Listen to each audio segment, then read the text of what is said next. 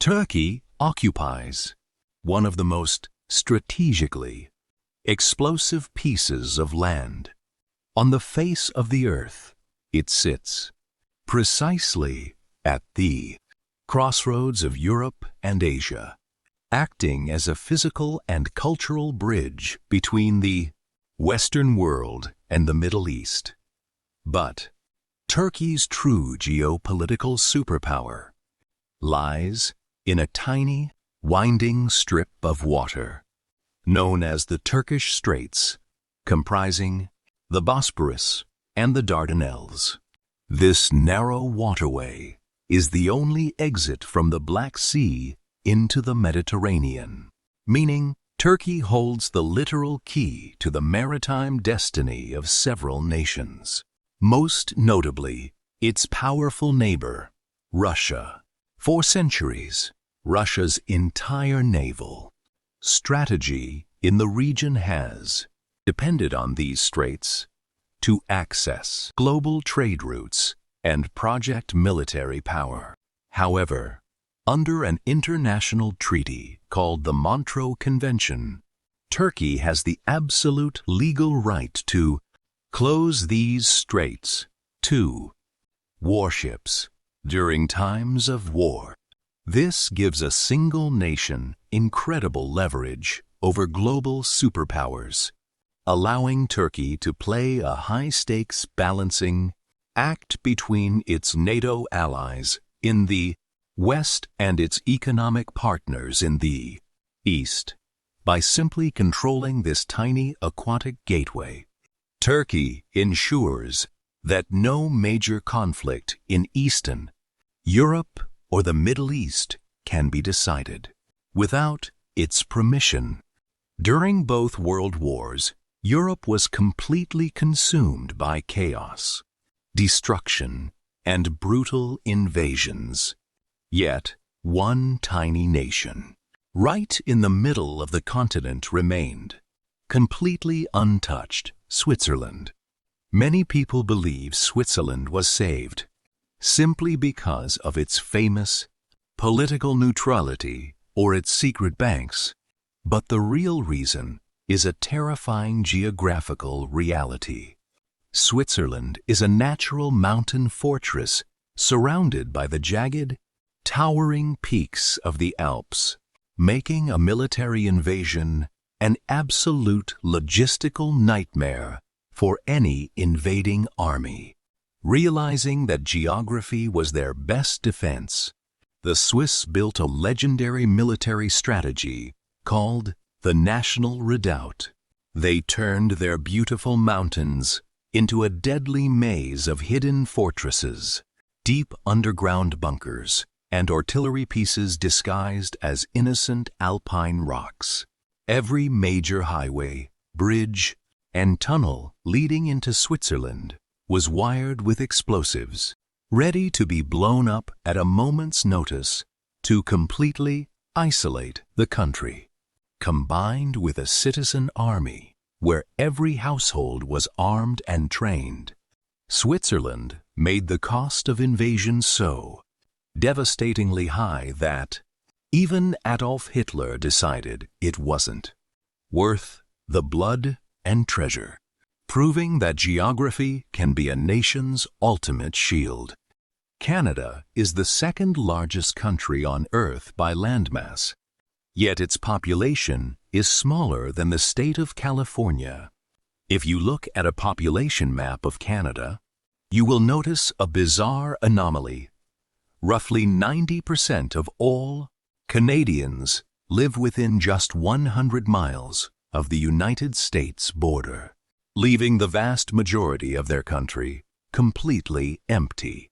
This massive clustering is not just because Canadians prefer warmer weather.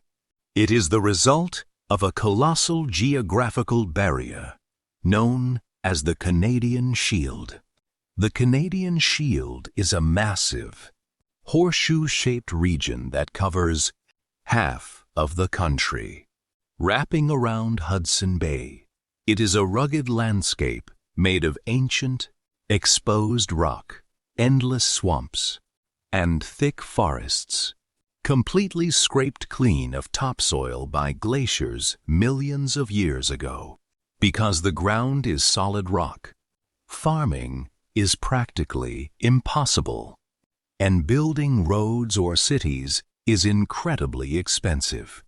Forced away from this icy, unyielding wilderness, Canadian civilization was pushed entirely to the extreme south, where fertile lands and a milder climate allowed modern cities like Toronto, Montreal, and Vancouver to thrive. Before the year 1900, if a ship wanted to carry goods from New York to San Francisco, it had to sail all the way around the stormy, dangerous southern tip of South America. A brutal journey of over 13,000 miles that took several weeks. That all changed with one of the greatest engineering feats in human history, the Panama Canal. This 50-mile man-made shortcut cuts directly through the narrow isthmus of Central America, slashing the journey down to just 10 miles and completely altering the fabric of global trade and military strategy. The Panama Canal functions as a massive water elevator, lifting giant container ships over mountains using a system of locks before lowering them back to sea level. On the other side, for the United States, controlling or having guaranteed access to this canal is a matter of national security, as it allows their Navy to move warships between the Atlantic and Pacific Oceans within days instead of weeks. Today, billions of dollars worth of commercial goods pass through this tropical shortcut every year, making this tiny strip of Central American land a vital artery for the global economy and a primary pillar of American superpower status. With a population of over 120 million people, Ethiopia is the second most populous nation in Africa and one of the fastest growing economies on the continent. Yet, despite its massive size and influence, Ethiopia suffers from a crippling strategic vulnerability. It is the most populous landlocked country in the entire world. Ethiopia was not always cut off from the sea, but in 1993, after a long and bitter war, its coastal region broke away to become the independent nation of Eritrea, stripping Ethiopia of its entire coastline and trapping it inland. Losing its ocean access has been an economic and psychological disaster for Ethiopia.